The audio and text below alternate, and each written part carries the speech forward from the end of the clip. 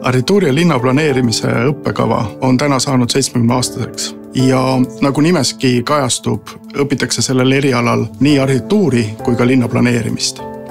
See eriala annab küllalt laialdase arusaama meid ümbritsevast keskkonnast, sest see on see, millega arhitekt tegeleb.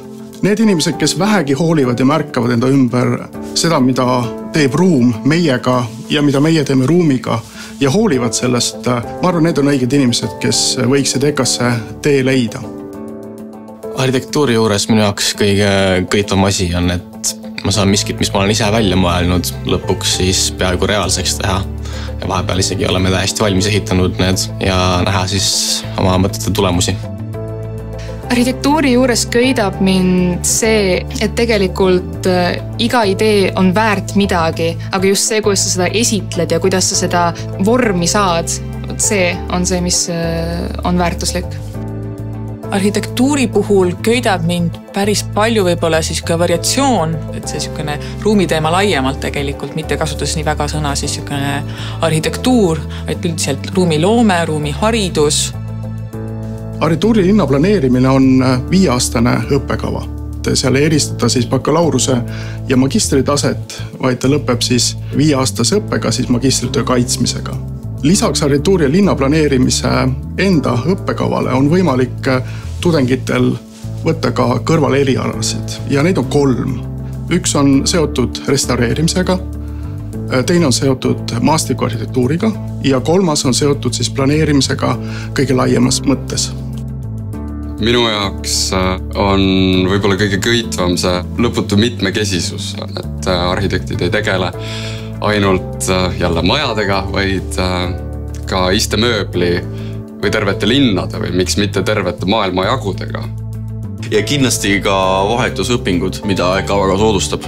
See keskkonnavahetus nii sinna minnes kui tagasi tulles on hästi värskendab ja praktikaid on siin terve rodu, üritasin terve rodu ja kindlasti kogu seltskond väga meeldejääv. Mu kõrval on hetkel esimese kursuse esimese semestri tööd, varjualused. Ja juba esimesel semestril tegelevad tudengid mitte ainult objekti, vaid selle objekti mõjuga linnaruumis. Kõige meeldejäävam osa on kindlasti ehituspraktika. See õpetab tiimitööd ning sa saad reaalselt aru, et kuidas saada punktist A punkti B terve projekti jooksul. Minu soovitused sisseastujatele on see, et puhake enne sisseastumist. Aga enne seda, kui te puhkate väheke, vaadake enda ümber ringi, analüüsige seda, mida te näete, käige võib-olla ringi koos väikse märkmiku ja pliiatsiga ja joonistage seda, mida te näete. Teine soovitus on see, et enne sisseastumist on meil üks konsultatsiooninädal. Tulge sinna, siis te näete, mis teid hakkab ees ootama ja igasugused hirmud võetakse teilt lihtsalt maha. Arvan, et kõige parem soovitus minult on mitte karta sisse astuda. Mina tohutult kartsin joonistamist, aga lõpuks maksid sinu enda ideed, mitte pliiatsi käsitlemisoskus. Kui teil on soovi järgmine aasta tulla, siis tulge Eesti Kunstiakadeemia eelakadeemiasse, kes pakub ka tulevastele arhitektidele eelkursusi selleks, et ette valmistada ennast sisseastumiseksamiteks. Mina soovitaksin võtta neid katseid väga rahulikult, mitte kiirustada, aega on, kleepida kõik asjad kenasti ja liimida kõik asjad kenasti. Puhtus annab alati 10 punkti juurde.